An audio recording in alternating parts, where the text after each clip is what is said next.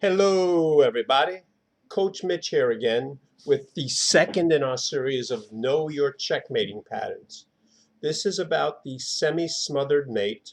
I got that term from How to Beat Your Dad at Chess, a really good chess book if you can find it. Uh, so what I'm going to do is I'm going to show you a position from one of my games, ask you what you would do. Then we're going to go look at the checkmating pattern, the semi-smothered mate. Then we'll go through this game from the beginning till we get to this position again. And I think you'll be able to, if you haven't found it the first time, you'll be able to see it now. So first, look at this position. What you should notice is the black king is surrounded by white pieces. The bishop takes away some squares. The knight takes away some squares. And this bishop is annoying, threatening to take away a defending piece. What would you do for white in this position? Oh, and by the way, white's up a pawn. So normally you would trade queens and try to win a pawn up. No, you don't do that. So what would you do for white in this position? Pause if you need to. I hope you paused, and I hope you even tried to get the right answer. So what we're going to do is we're going to look at this position. This is from more or less from the book How to Beat Your Dad at Chess on the semi-smothered mate.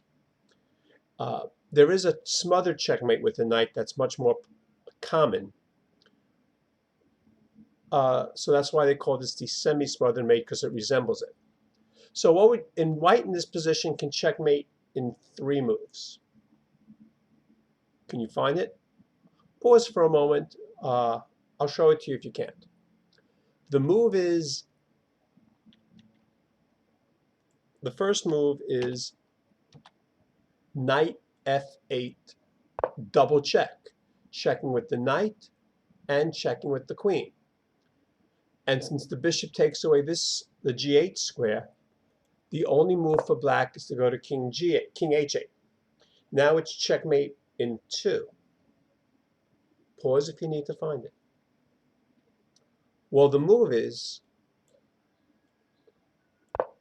queen h7 checkmate. The queen is attacking the king, the knight protects. Oh, the king can't take, but the knight can. Did we miss something? Well, no, it's checkmate in 1 move. Do you see it? I'm sure you did. It's knight to g6. And the knight gives check. The bishop takes away the g8 square. And his own pieces smother the king. And so this is the semi-smothered checkmate. So now let's go back to the first game. Okay, I pause it. Now, so we'll go through it pretty well faster than we should. This game was played in 2009 at the U.S. Amateur Team. It was one of the last really good games I ever played before I pretty much stopped playing slow chess. It was played at a time control. Each player had basically 3 hours for the game. So if each player has 3 hours, the game could take 6 hours. No one plays those long games anymore. I'm too old anyway. So I was white in this position. So of course I played e4, which puts a pawn in the center, lets my bishops come out. That's what I played at the time. He played e6, which is probably going to be a French defense. At the higher tournament levels, it's a very common opening.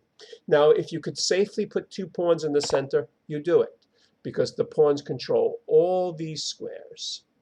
And if they stay like that for a long time, black is not going to be able to get safe squares for his pieces.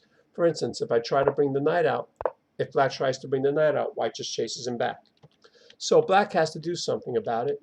So he plays d5 attack in the center.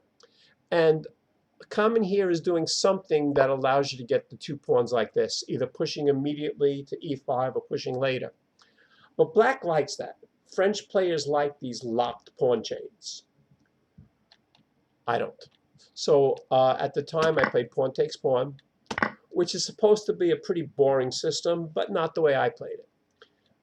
And c4, which is a pretty committal system, because if he wants to, and he will, he's going to stick me with this potentially weak pawn in the middle because I can't protect it with a pawn. But I have the only pawn in the center, and I have free squares for my pieces. My pieces can get out quickly. I'm happy. Now notice, he doesn't take immediately because then my piece comes out. Trades benefit the player whose pieces come forward. So he doesn't take me. He plays a good move, adding protection to the D5 square here. And I don't take him because then his piece comes forward. Again, trades benefit the player whose pieces come forward. So I just put more pressure on that square. He plays bishop b4, and by bishop b4, pinning my knight. I don't like that. Now, normal move here is knight f3, but I don't like him to, I don't want to allow a lot of pins because I just don't like my pieces to get pinned. So, and if I go to e2, I'm blocking the bishop. So I did bishop to d3. I learned this move from the games of Josh Waitzkin and Maurice Ashley. And basically, they're my heroes. They were my heroes at the time, still are. And what I do is I just play the kind of moves they did. So he castled. White brings the knight to e2, where it won't get pinned. Now he takes. True, my piece comes forward, but since I already moved the bishop, it's actually a good time for him to take, because the piece, the white bishop took 2 moves to get to c4. So black didn't really lose time. So that's actually a good move. Now he played b6, and this is the first new move of the game for me. In the games that I saw, black would play this knight to d2, or they would play c6 or something, or bring this bishop here.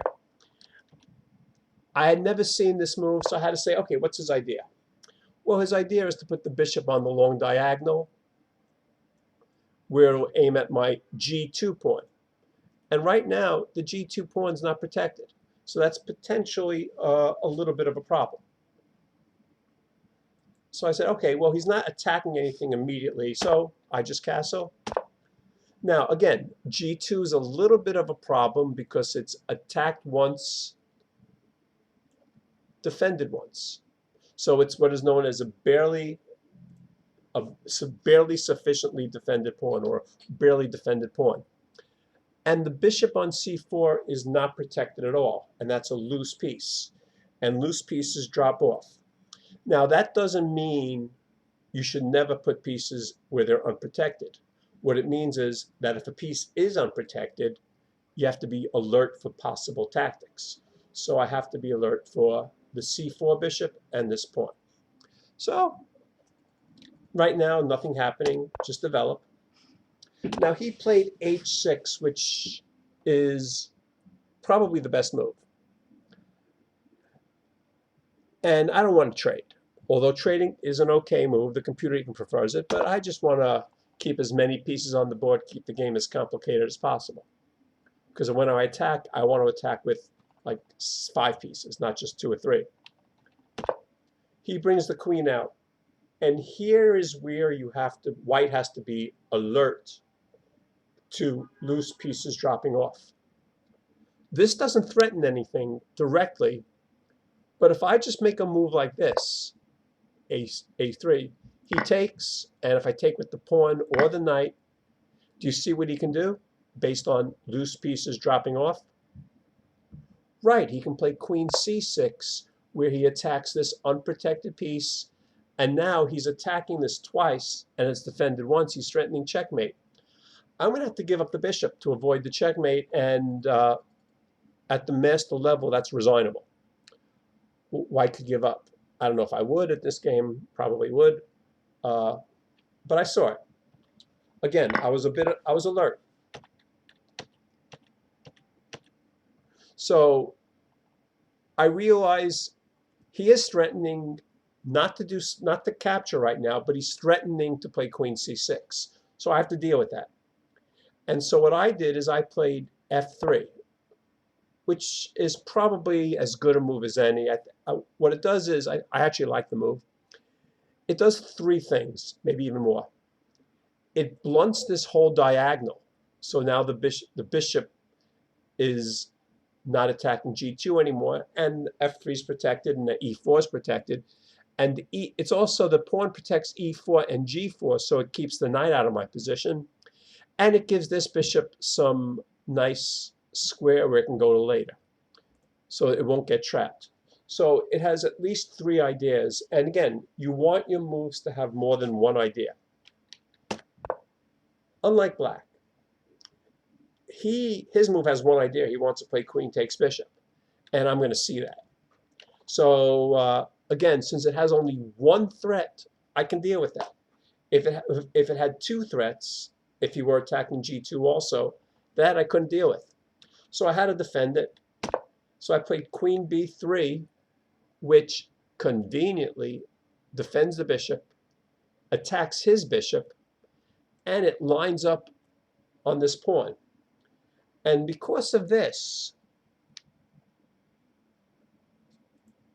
this g6 square is not protected. When he played h6, that's one piece that's not defending, one pawn that's not defending it. And here, since this pawn is pinned, it's not defending it either. So I'm going to be alert that maybe in 5 moves, 10 moves, 20 moves, I could probably sink a piece on that square. Not right now. So he played bishop e7, and I was so happy. I thought I was winning. Before the move is made, I thought I would play bishop takes knight, bishop takes, and do you see the winning move for white here? The move that wins a lot of material? This skewer, where the bishop attacks this bishop and then will take the rook. So I'm actually going to win a rook in that whole deal. And the queen can't take the bishop because it's defended by a knight and a queen. So that's winning. So I was so happy I was going to win.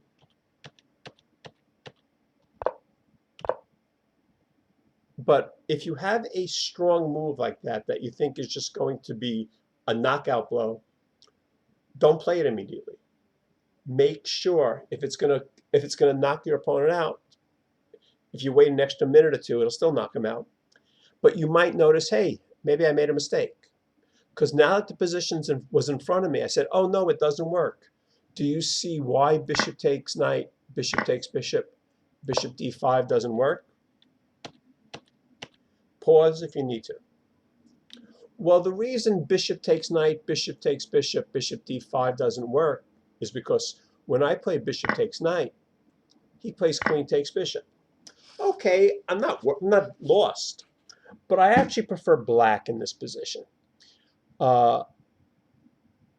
Black has gotten rid of an annoying bishop, so he has 2 potentially strong bishops, and this pawn is a potential weakness. He can gang up on it. It's equal, but I actually would prefer I prefer black in this position.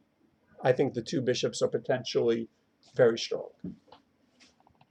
But white's okay. White can try to gang up on this c pawn by putting a rook to the c file. So it's a game. So I said, okay, bishop takes knight is not winning. So probably I should just bring a rook to the c file, bring the other rook to the d file, or bring it to the e file and the d file. So I was thinking, okay, I got to figure out where I want to put my rooks. But you know, this g6 square is so tempting. Because if I could put a knight on g6, I attack the rook. And if the rook moves, I'll take the pawn, which means the rook is not going to move, which means I'm going to play knight takes rook, and that's a pretty big advantage because a rook is worth 5 and knight is worth 3. If I remember correctly, I spent the most time on this move, and I played the best move. So do you know what the move is? Knight f5, knight f4, f4. And I had to do some calculating. First, I had to calculate, why isn't that a great move? A nice annoying fork. The pawn forks 2 things. Well, the knight still goes to g6. The knight still attacks the rook. And if he takes the bishop, I don't take the rook. I take the bishop with check, and then I win the queen. So he can't play g5. But what if he plays d6, which is what he played? And now he's attacking the pawn and the knight. What do I do? Pause if you need to. Well, I still go to g6, because if he takes the pawn, I bring the bishop back. Oh, by the way, in case you didn't notice, this is a check. I bring the bishop back, and then the queen has to run away. And now I could take the rook immediately, but I think it's best just to annoy him. And now that the queen's defending, and he's threatening to move the rook away, I take it here. He takes this, and he has a knight and a pawn for a rook, which is not enough. Also, my two bishops and my two rooks will be dominating the board. This is very close to a winning game. I still have work to do, but I would win this most of the time. So let's go back. So that is what, let's go back to here. I play knight g6, and he should play queen d4. He played a move which I said I didn't even consider, because I said he can't do that move. But he did. He decided to try to keep the rook and just give away a pawn. Bad decision. Because not only does he give away a pawn, he just destroys his own king side. He should have just given away the rook and tried to hold it that way. And now, I originally wanted to play queen to c2 here, but I saw a better move. So I played knight b5. Again, this move has a lot of ideas. It attacks the queen, it attacks this pawn, and if the knight safely takes the c7 pawn, it could then take the rook. It also defends this pawn. So it's really annoying. And by the way, the queen is limited because the queen has to protect the bishop. So I think the game's pretty much over now. He played queen there, and this was the position we looked at before. Now, if you need to pause, pause it. Do you see what white can do here? Pause if you need to. Okay. Now, this is sort of attractive, but it turns out it's not entirely winning, because one of these pieces is going to go, and I think black has surviving chances to survive this game. Material is not going to be that clear. I don't know what piece I'm going to give up. Say I give this one up. And I don't know, 1, 2, 3, 4, 1, 2, 3. I think black's doing okay here. White's probably for choice, but maybe I could play it a little bit better. But that's not how I was going to play it anyway. So let's go back. So what did I do here? Queen d3. And by the way, queen c2 is just as good. The computer thinks it's slightly better. But I wanted to keep this knight defended. Remember, even when you're attacking, those pieces do drop off. So now I'm threatening to I'm threatening this move, pawn here, which will chase the queen away from the defense of this bishop. I also have I'm also threatening this pawn. And if the knight takes this pawn, it takes the rook. And I have another threat, which he didn't see. So now it's checkmate in 3 moves. Do you see it? I think you do. Remember the semi-smothered mate. So I played knight f8, double check. Again, double check because he's in check from the queen, and the knight. So the king has only one move, king h8. And now checkmate in 2. Oh no, it's checkmate in 1. No, it's not, because the knight takes. Oh no, I lost the queen. But remember, checkmate ends the game, and it's checkmate in 1 move. I hope you see it. And I think this is checkmate. And my opponent was gracious. I don't know when he saw that it was going to be checkmate, probably just like 1 move before. But he was gracious enough to, once we got to the position, to let me checkmate him, which is pretty unusual in adult tournament play. But it happens. So let's go back to the basic maiden pattern. Again, with the absence of the f-pawn, and this bishop is a monster, takes away this whole controls the whole diagonal, and this bishop far away, these 3 pieces combine to give the semi-smothered mate. It's knight f8 check, double check, give up the queen so that the knight smothers his own king, and you give checkmate. Learn the basic checkmates, do your simple checkmate patterns, do your simple tactics patterns over and over again. It'll help you win games.